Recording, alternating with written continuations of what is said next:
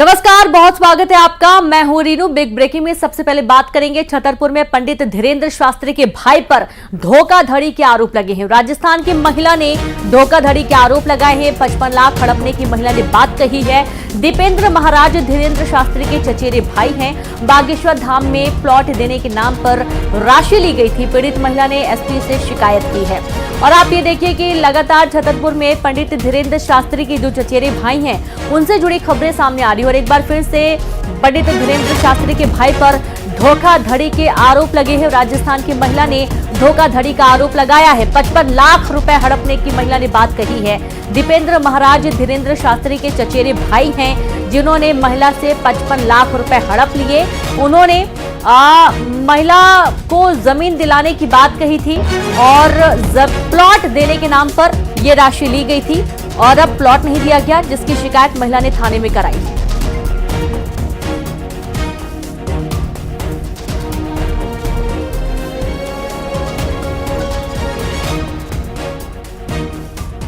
दे दो, कैश में दे दो, कैसा भी पेमेंट दे दो तो आपको कोई तकलीफ नहीं आएगी, कोई प्रॉब्लम नहीं होगी। अब क्या कर रहे हैं वो लोग? वो कह रहे हैं कि जो तुमने पैसे दिए वो हमें मालूम नहीं, तुमने हमारे मुनीम को दिए तो तुम जानो और मुनीम जाने। पैसा देने के बाद आपको जमीन मिली कि नहीं मिली? ना तो जमीन दिया है, ना मुझे कब्जा दिया है, ना उसका पक्की रजिस्ट्री दिया है। टोटल कितना पैसा जमा हो? रजिस्ट्री की है उसकी? रजिस्ट्री 2 रजिस्ट्री करके दे दी मेरे को। एक प्लॉट मांगा था, पता नहीं ये कौन से प्लॉट का रजिस्ट्री दे दिया मुझे। फर्जी रजिस्ट्री है क्या? हाँ, वो फर्जी रजिस्ट्री हुई ना। और संवाददाता नरेंद्र परमार जुड़ गए हैं। नरेंद्र, आप पीड़िता शिकायत कर रही है कि फर्जी रजिस्ट्री दी गई है, प्लॉट दिलाने की बात कही गई थी और उससे एक बड़ी राशि हड़प ली गई।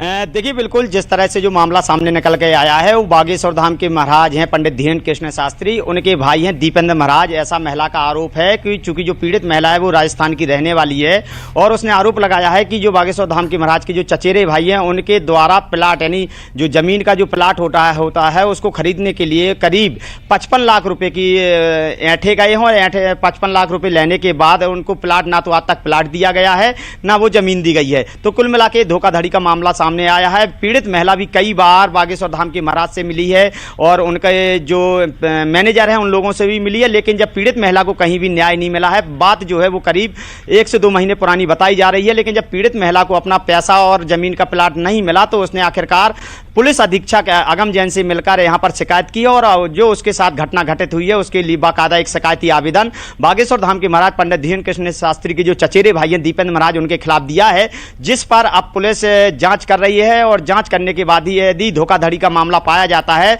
तो जो संबंधित थाना है बमीठा वहां पर उनके खिलाफ जो बागेश्वर धाम के चचेरे भाई हैं उनके खिलाफ मामला भी दर्ज हो सकता है। जी बिल्कुल, बहुत शुक्रिया आपका नरेंद्र तमाम जानकारी के लिए। तो अब इनके खिलाफ मामला दर्ज हो सकता है, ऐसी जानकारी है। महिला ने शिकायत दर्ज करवा दी है और अब आगे बढ़ेंगे जहां जबलपुर में शेयर मार्केट से भारी मुनाफे का लालच देकर एक युवक से 37 लाख रुपए की धोखाधड़ी हुई है।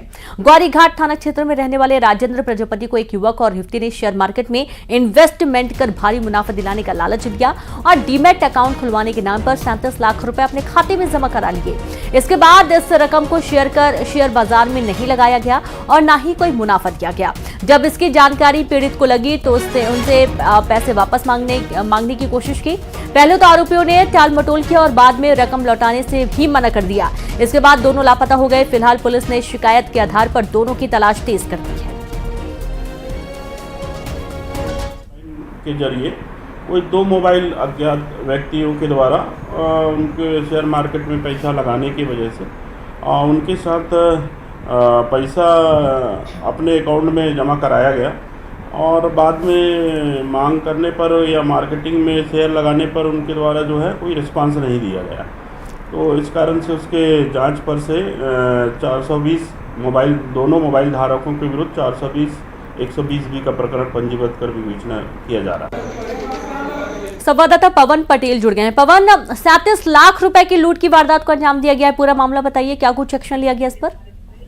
बिल्कुल, ये पूरी ठगी जो है ये शेयर मार्केट में इन्वेस्टमेंट के नाम पर की गई, जिसमें एक युवक और युवती ने अपने परिचित के एक शख्स को पैसे इन्वेस्ट करने की सलाह दी और ये भी भरोसा दिलाया कि यदि हम पैसे इन्वेस्ट करेंगे तो सोच समझ कर करेंगे, जिसमें आपको काफी मुनाफा होगा। जिसके बाद उन्होंने डीमैट अकाउंट खुलवाया और उसमें 35.5 लाख रुपए ट्रांसफर करने के लिए ले लिए कि अकाउंट में रखेंगे और शेयर में इन्वेस्ट करेंगे। लेकिन कुछ महीनों बाद जब ये समझ में आया कि पैसे इन्वेस्ट नहीं हुए हैं और ना ही डीमैट अकाउंट में जमा कराए गए हैं, तब फिर शिकायत की गई और पैसे मांगने पर धमकी दी गई कि पैसे अभी नहीं किए जाएंगे और जब हमारे पास होंगे तब देंगे। तो ये पूरा मामला कहीं ना कहीं शेयर मार्केट के नाम पर इन्वेस्टमेंट कराने और पैसों के गबन से जुड़ा हुआ है। पुलिस ने मामला दर्ज करके आरोपियों की तलाश शुरू कर दी। बिल्कुल, बहुत शुक्रिया आपका पवन तमाम जानकारी के लिए। तो पुलिस ने मामला दर्ज कर लिया, आरोपियों की तलाश भी शुरू कर दी गई है। और अब आगे बढ़ेंगे, जहां बलरामपुर में सड़क हादसे में 4 लोगों की मौत का मामला सामने आया है। 2 अलग अलग सड़क हादसों में 4 लोगों की मौत हो गई है। ट्रक और बाइक की टक्कर में 3 लोगों की मौत हुई है। पिकअप ने बाइक सवार युवक को मारी टक्कर, हादसे में युवक की मौत हो गई, पिकअप चालक फरार हुआ। बड़ी खबर आपको दे रहे हैं बलरामपुर से, जहां सड़क हादसे में 4 लोगों की मौत का मामला सामने आया है। 2 अलग अलग सड़क हादसे हुए हैं जिसमें 4 लोगों की जान चली गई है। ट्रक और बाइक की टक्कर में 3 लोगों की मौत, पिकअप ने बाइक सवार युवक को मारी टक्कर, हादसे में युवक की मौत हुई है, पिकअप चालक फरार हुआ है।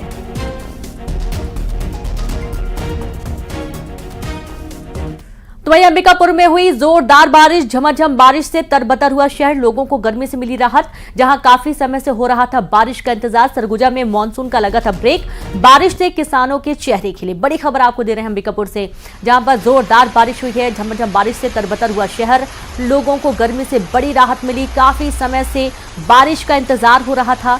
सरगुजा में मानसून का लगा था ब्रेक, जहां बारिश से किसानों के चेहरे भी खिल गए हैं, क्योंकि उनको एक बहुत बड़ी राहत इस बारिश से मिलने वाली है।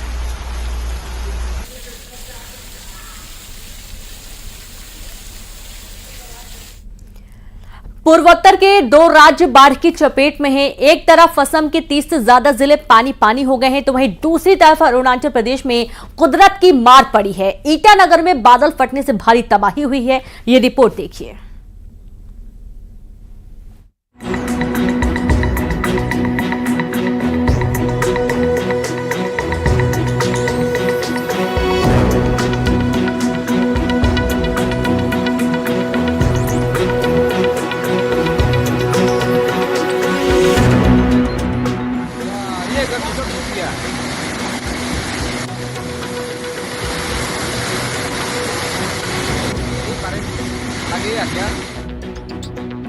असम में बारिश और बाढ़ लोगों की जिंदगी पर भारी पड़ती जा रही है। लगातार हो रही बारिश से पूर्वोत्तर राज्य पूरी तरह जलमग्न दिखाई दे रहा है। असम की तो ये हर साल की कहानी है। बाढ़ की विभीषिका देखी जा सकती है। हालात ये हैं कि लोग घरों को छोड़ने पर मजबूर हैं, क्योंकि गांव के गांव, खेत खलिहान सब पानी में डूबे हैं। असम राज्य आपदा प्रबंधन प्राधिकरण के मुताबिक तबाही 33 जिले और 1000 से गांव तक फैली हुई है। इस बाढ़ त्रासदी में अभी तक 35 से ज्यादा लोगों की जान जा चुकी है। 12 जिले तो बुरी तरह से प्रभावित हैं, जिससे 3 लाख लोगों को घर छोड़ना पड़ा है।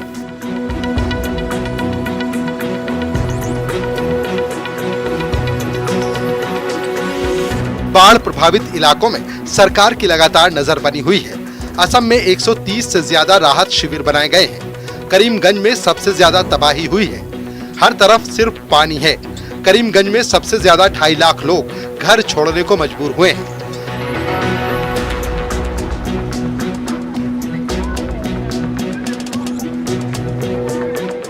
करीमगंज में कुशियारा नदी अभी खतरे के निशान के ऊपर बह रही है।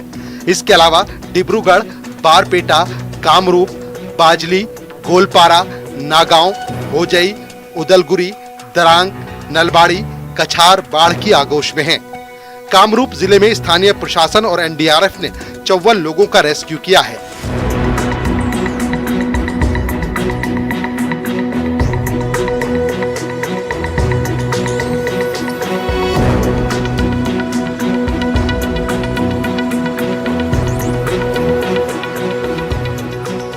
लोगों को बचाने के लिए नाव का भी इस्तेमाल किया जा रहा है।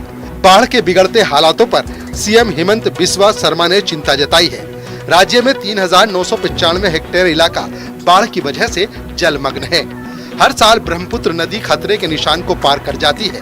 अभी वो उतनी विकराल नहीं हुई है, लेकिन उसकी सहायक नदियां खतरे के निशान के ऊपर बह रही हैं। अगर बारिश नहीं रुकी तो हालात ज्यादा खराब हो सकते हैं। केंद्र सरकार लगातार हालात के बारे में जानकारी ले रही है। वहीं पूर्वोत्तर के एक और राज्य अरुणाचल प्रदेश में भी कुदरत की विनाश लीला दिख रही है। राजधानी ईटानगर में बादल फटने की घटना हुई है।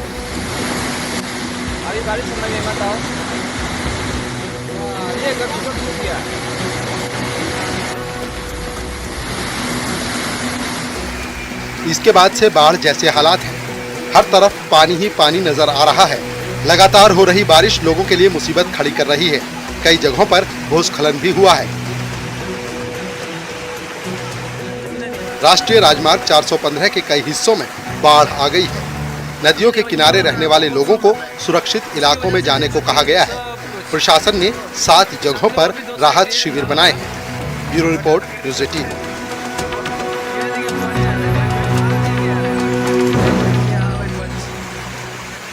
कहते हैं इरादे मजबूत हों तो कोई भी लक्ष्य हासिल किया जा सकता है। टिन के डिब्बों की मदद से भी चैंपियन बना जा सकता है। उज्जैन में बच्चे तैराकी सीख रहे हैं। इनके पास ट्रेनिंग के लिए पैसे नहीं हैं, लेकिन एक ऐसा कोच है जो इन्हें शिप्रा नदी में तैराकी सिखा रहा है। इन बच्चों के सपनों को पूरा कर रहा है। देखिए रिपोर्ट।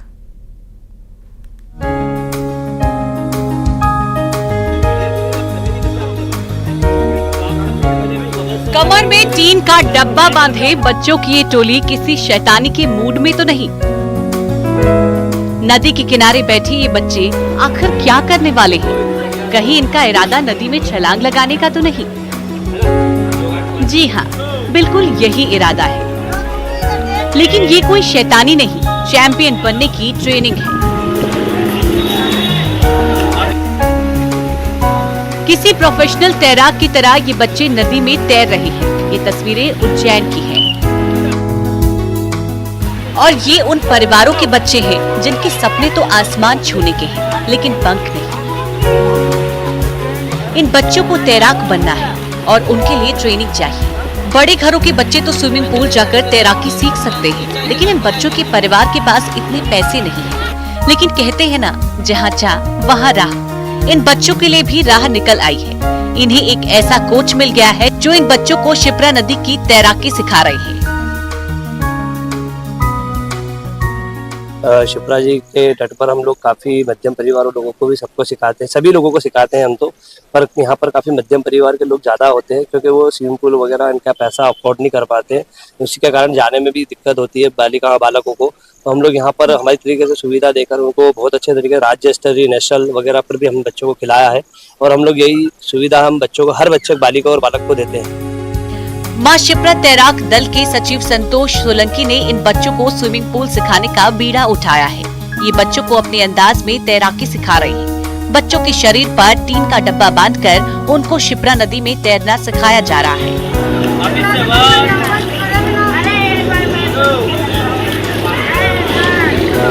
इसमें से कुछ बच्चे ऐसे हैं जो नेशनल और स्टेट लेवल की प्रतियोगिता में शामिल हुए हैं। संतोष सोलंकी ने अभी तक कई सैकड़ों बच्चों को तैराकी सिखाया है। करीब 7 साल से सोलंकी बच्चों को तैराकी सिखा रही है। तैराकी में बच्चों का माहिर बनाने के लिए योग की मदद भी ली जाती है।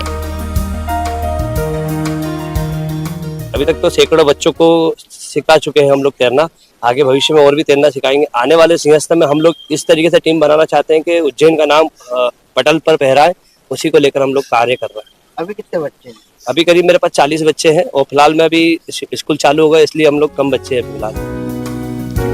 यहाँ तैराकी सीखने के लिए ज्यादातर मध्यम परिवार के बच्चे आते हैं। इनमें जज्बा है, जोश है। शिप्रा नदी में तैराकी सीखकर ये अपने सपने पूरे कर रहे हैं। इसमें से कई तो नेशनल और राज्य स्तर के खिलाड़ी भी है।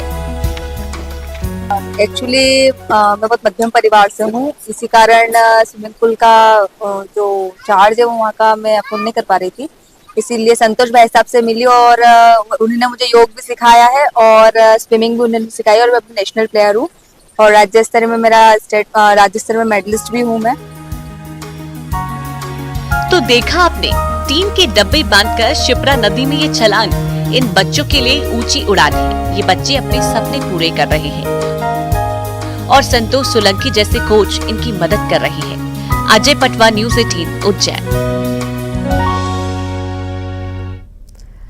ट्रेन में सफर के दौरान आप भी बोतल बंद पानी खरीदते होंगे और इस भरोसे के साथ कि पानी शुद्ध होगा, लेकिन ऐसा नहीं है। पानी की बोतल में खूब हो रहा है गड़बड़झाला। जी हां, बोतल तो बड़े ब्रांड की रहती है, लेकिन पानी प्लेटफॉर्म के नल का होता है। जबलपुर में बोतल बंद पानी के नाम पर चूना लगाने का एक ऐसा ही मामला सामने आया है, देखिए।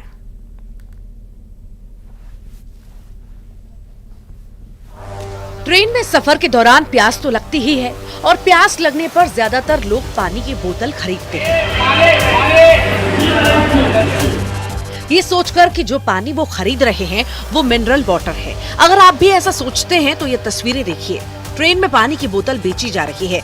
ये एक बड़े ब्रांड की बोतल है, लेकिन ब्रांड सिर्फ बोतल है, पानी नहीं। जी हाँ, इस बोतल में जो पानी भरा है वो प्लेटफॉर्म के नल से भरा गया है।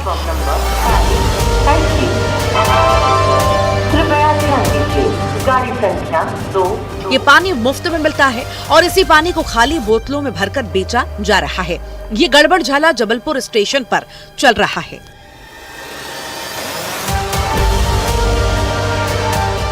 रेलवे स्टेशन पर अवैध वेंडर घूम रहे हैं जो आपको ब्रांडेड कंपनी का बताकर नल का पानी पिला रहे हैं। यात्री अक्सर पानी पीने के बाद बोतलें फेंक देते हैं। ये वेंडर खाली बोतलों को इकट्ठा करते हैं और उनमें प्लेटफॉर्म के नलों से पानी भरते हैं और यही पानी यात्रियों को बेचते हैं। ये पानी खतरनाक हो सकता है, भले ही प्लेटफॉर्म के नल का पानी अच्छा हो, लेकिन जिन बोतलों में पानी भरा जाता है उनकी स्वच्छता की कोई गारंटी नहीं है।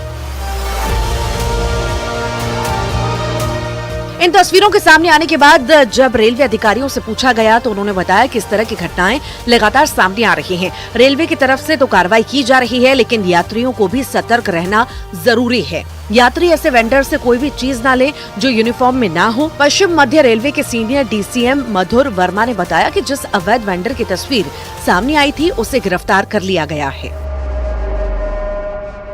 ये वीडियो रिसेंटली रेलवे के संज्ञान में आया था, जिसमें एक व्यक्ति वहाँ पर रेलवे में रेल नीर की बोतलें थी और उनमें रेलवे के ही वाटर बूथ से पानी भर रहा था और उसका पानी को बांटने का प्रयास कर रहा था। तो हालांकि चूंकि रेलवे के बूथ से भरा है तो हम मान सकते हैं कि पानी तो स्वच्छ था, लेकिन वो बोतलें कहाँ से लाया है, कहाँ से उठाई हैं, उनकी स्वच्छता की गारंटी नहीं ली जा सकती थी। और चूंकि कोई बल्क में भर रहा है, अगर कोई पैसेंजर खुद के लिए भरता है तो 1 या 2 बोतल भरता है, 4 भर सकता है परिवार के लिए, परंतु वो बल्क में भर रहा है, 10 से 12 बोतलें थी उसके पास में। तो हम लोगों ने पाया कि अनऑथराइज्ड काम कर रहा है और शायद जब ट्रेन में भीड़ चले तो उसका फ़ायदा उठाते हुए उसको बेचने की भी कोशिश करें। तो ऐसे वेंडर्स को हम लोग लगातार धरपकड़ जारी है और जिस दिन ये वीडियो संज्ञान में आया था सेम शाम को व्यक्ति भी हिरासत में ले लिया गया था, RPF के सुपुर्द कर दिया गया था तथा हमारी टीम चौकस निगरानी रखे हुए कि ऐसी और कोई घटना सामने न आए। तो जैसा कि अधिकारी बता रहे हैं, रेलवे अवैध वेंडरों पर कार्रवाई कर रहा है, गिरफ्तारी भी की जा रही है। बोतल में प्लेटफॉर्म का पानी बेच रहे हैं तो आरोपी को भी गिरफ्तार किया है। यात्रियों के लिए भी सतर्क रहना जरूरी है। पवन पटेल, न्यूज़ 18 जबलपुर। और अब बात फौजी चाचा की। रीवा में एक रिटायर्ड फौजी बड़े मिशन में जुटा है। मिशन है बेटियों को आत्मनिर्भर बनाना। फौजी ने बॉर्डर पर देश की रक्षा की और अब रिटायरमेंट के बाद निःशुल्क सिलाई प्रशिक्षण सेंटर के जरिए बेटियों को आत्मनिर्भर बना रहे हैं। एक फौजी बॉर्डर पर रहे या घर पर, ड्यूटी पर रहे या रिटायर्ड, देश के प्रति अपना फर्ज कभी नहीं भूलता। बात देश की रक्षा की हो या तरक्की की, फौजी हमेशा अपना फर्ज निभाता है। रीवा के त्योंथर तहसील के रहने वाले योगेश तिवारी भी उन्हीं फौजियों में से एक हैं। योगेश फौज से रिटायरमेंट के बाद महिलाओं को आत्मनिर्भर बनाने के मिशन में जुटे हुए हैं। इन्होंने निःशुल्क सिलाई प्रशिक्षण सेंटर खोल रखा है, जहां पर महिलाओं को ट्रेनिंग दी जाती है। सिलाई सीखने वाली लड़कियों और महिलाओं के लिए सिलाई मशीन के साथ ही कपड़े, कैंची तक का इंतजाम योगेश ही करते हैं। इनकी ये पहल महिलाओं को आत्मनिर्भर बना रही है, तभी तो बेटियां अब इन्हें फौजी चाचा कहती हैं। हमें सिलाई और बुनाई करने की बहुत सी लत थी। हम मतलब पैसा नहीं था हमारे पास तो नहीं जा पाते थे, न त्योंथा न पजामा। तो एक भैया फौज में थे तो वो सिलाई सेंटर खुलवाए हैं और उसमें सब मुफ्त मिलता है, कैंची, इंची टेप, कपड़ा या सब कुछ मुफ्त मिलता है। इसलिए वो हम लोगों को सिलाई सेंटर सिखा रहे हैं और लगभग हम लोग 40-45 लोग हैं और रोज बढ़ते ही जा रहे हैं और बहुत ज्यादा लक है सब लोगों को सीखने के लिए, फ्री मिल रहा है तो भी। बेटियों को आत्मनिर्भर बनाया जाए, ये ख्याल योगेश तिवारी के मन में कैसे आया, ये पूछने पर वे बताते हैं कि जब नौकरी के दौरान छुट्टी में वो गांव आते थे तो बेटियों को परेशान देखते थे, जिसके बाद उन्होंने कुछ करने का मन बनाया और रिटायरमेंट के बाद निःशुल्क सिलाई प्रशिक्षण सेंटर शुरू कर दिया।